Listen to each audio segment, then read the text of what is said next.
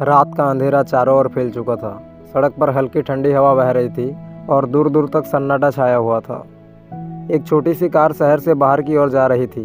Car में 38 साल के रमेश और उनका 8 साल का बेटा छोटू थे। रमेश अपने पुराने दोस्तों के घर से लौट रहे थे। दिन भर की थकान के बाद वो अब घर की ओर बढ़ रहे थे। छोटू पीछे की सीट पर बैठा खिड़की से बाहर देख रहा था। रात का आसमान सितारों से भरा था और सड़क पर कभी कभी गाड़ियों की रोशनी अंधेरे की चीरती दिखती थी। रमेश थका हुआ था। उसने कार का रेडियो बंद कर दिया था ताकि शांति से ड्राइव कर सके। छोटू की आंखें नींद से भरी हुई थी पर वो बाहर देखने की कोशिश कर रहा था। रात के करीब 9 बज रहे थे। सड़क सुनसान थी। सिर्फ कभी कभार कोई गाड़ी सामने से गुजर रही थी। अचानक एक चौराहे पर एक पुलिस वाला दिखा। उसने टॉर्च जलाकर कार को रुकने का इशारा किया। रमेश ने ब्रेक लगाया। पुलिस वाला पास आया। उसकी वर्दी पर धूल जमी थी और चेहरा थकान से भरा था।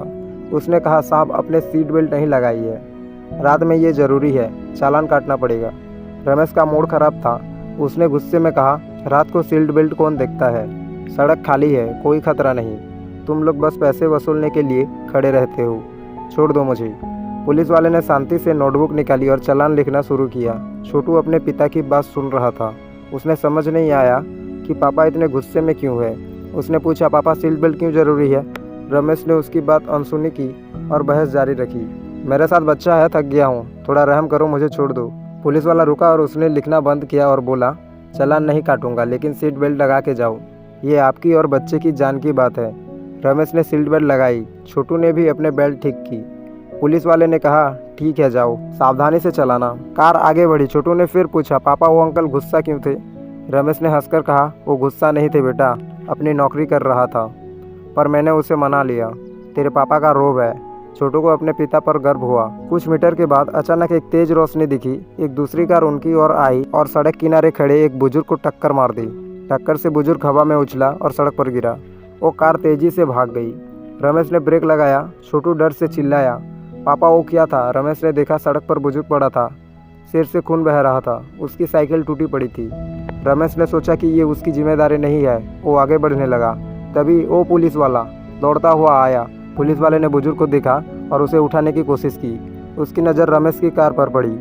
वो पास आया और बोला, साहब इसे अस्पताल लेके चलो। उस कार ने टक्कर मार के भाग गई है, मेरे पास गाड़ी नहीं है। रमेश ने गुस्से में कहा, ये मेरी गलती नहीं है, उसे पकड़ो, मुझे क्यों परेशान कर रहे हो? मुझे इनमें कोई लेना देना नहीं है। पुलिस वाले ने उसकी बात अनसुनी की। उसने बुजुर्ग को कार में बैठाया। छोटू डर और हैरानी से देख रहा था। पुलिस वाला आगे बैठा और बोला, गाड़ी चलाओ, जल्दी करो वरना ये मर जाएगा। रमेश को मजबूरी में गाड़ी चलानी पड़ी। रास्ते में पुलिस वाला बुजुर्ग की हालत देखता रहा। उसने कहा, थोड़ा तेज चलाओ, इसका खून बहुत बह रहा है। रमेश अपने आप पर पछतावा कर रहा था, कहाँ फंस गया करके, और चुपचाप चलाता रहा। 20 मिनट के बाद उन लोग हॉस्पिटल पहुँचे।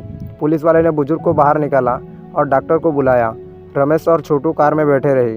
कुछ देर बाद पुलिस वाला आया और बोला, साहब आपकी वजह से इसकी जान बच गई, थैंक यू। रमेश ने सिर हिलाया और कार स्टार्ट कर दी। घर पहुंचते पहुंचते रात के 11 बज गए। छोटू अपने कमरे में गया और सोचने लगा। उसे अपने पिता का रूप समझ में नहीं आया। अगली सुबह अखबार में खबर छपी, पुलिस वाले ने बचाई बुजुर्ग की जान, हेल्प किया एक कार वाला। ये देख के रमेश खुश हुआ और सोचा, अगर मैं उस दिन बहाना मार के आ गया होता तो बुजुर्ग की जान नहीं बचती। ये सोच रहा था, तभी छोटू आता है। हेडलाइन देख के बोलता है, आप और पुलिस वाले अंकल हीरो हो पापा। एक अच्छे इंसान बनने के लिए इंसानियत की ज़रूरी है और आप में अगर करुणा नहीं है तो आप एक अच्छे इंसान कभी नहीं बन पाओगे।